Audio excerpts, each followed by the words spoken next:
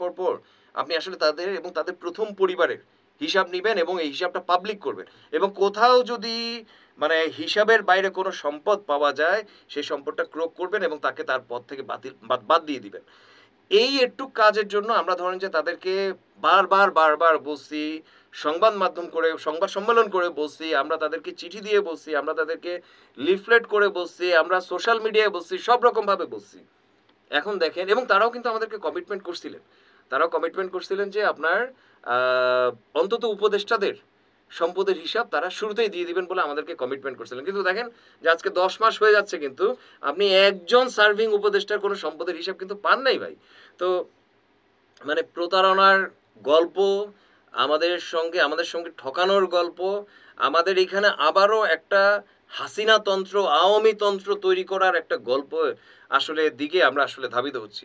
একেবারে যে আমাদের অ্যাচিভমেন্ট নাই কোনো, সেটা না, আমাদের অবশ্যই অনেকগুলো অ্যাচিভমেন্ট আছে যেগুলো হয়তো আমরা 5 তারিখ সকালবেলাও ভাবি নাই যে আমরা আসলে এই জিনিসগুলো পাবো। কিন্তু আমাদের পাওয়া প্রাপ্তি এবং আমাদের যে আকাঙ্ক্ষার জায়গা, এবং কথা হচ্ছে যে শেখ হাসিনা মানে যে জিনিসটা ওরা ধরেন যে প্রায় সময় ওরা তুলনা করে যে ভাই আপনারা তো বিএনপিকে ভাই এই জিনিসটার জন্য কোনো অভিযোগ করেন, আওয়ামী লীগের তো এরকম বহুত কিছু করতো। মানে মানে দেখেন তারা তাদেরকে কোন লেভেলে মনে করে। আমরা তাদেরকে মনে করতাম যে আমাদের শিরোমণি, আমাদের নেতা, আমাদের যাদের আপনি একজনের ডাকে রাজপথে গেছেন হচ্ছে আপনি জীবন দেওয়ার জন্য। এবং আমি আমার ছেলেকে নিয়ে গেছিলাম ভাই। আমার ছেলের বয়স 18 বছর। আমার ছেলেকে আমি বাসায় রাখতে পারি নাই। আমার ভয় ছিল যে ও যদি ওর বন্ধুদের সঙ্গে চলে যায়, আমার কোনো মাত্র ওর আল্লাহ মাফ করুক, আল্লাহ মাফ করুক, যদি ওর ধরেন যে কোনো ধরনের কিছু হয়, আমি তো আসতে পারবো না, কারণ আমি সারাদিন থাকি হচ্ছে পল্টন, আমার বাসা হচ্ছে বাড্ডা। সো আমি আমার ছেলেরে নিয়ে যেতাম। আমরা বাপ বেটা ধরেন যে একসঙ্গে জীবন দিব, এই জন্য আমরা ধরেন যে মানে রাস্তায় নামছিলাম। এবং সেই অভ্যুত্থানের উপরে সেই মানে আমাদের তো সঙ্গে তো অনেকেই লাশ হয়েছে, তো আমাদের গণতন্ত্র মঞ্চেরও তো লাশ হয়েছে, তো জি। শহীদ হয়েছে। তো আমাদের মানে অনেকেই তো আমাদের দলের লোকরাও তো জেলে গেছে। আমি তো এর আগে গুম হয়েছি, আমার পিঠে 4টা গুলি লাগছে।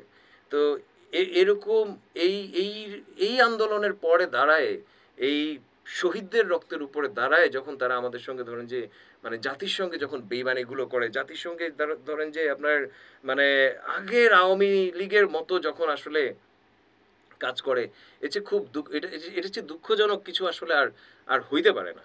একটা প্রশ্ন যুক্ত করি। গুঞ্জন উঠছে যে অন্তর্বর্তী সরকার খুব সহজে নির্বাচন দিবেন না। আপনি কি মনে করেন?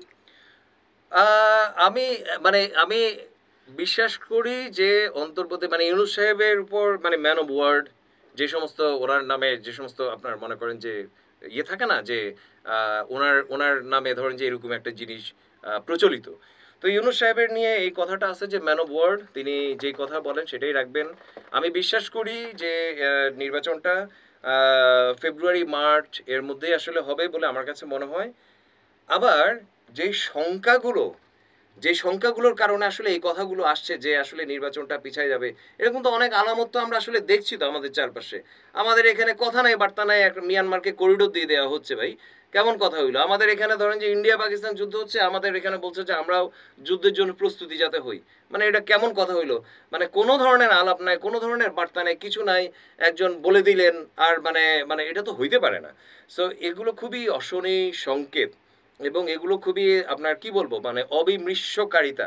আপনি আপনি এটার ফলাফল কি হবে চিন্তা না করে যদি এরকম কথা বলেন, তাহলে আপনার চেয়ে রাষ্ট্র ক্ষমতার জন্য আপনার অনুপযোগী ব্যক্তি দ্বিতীয় ব্যক্তি আর হইতে পারে না।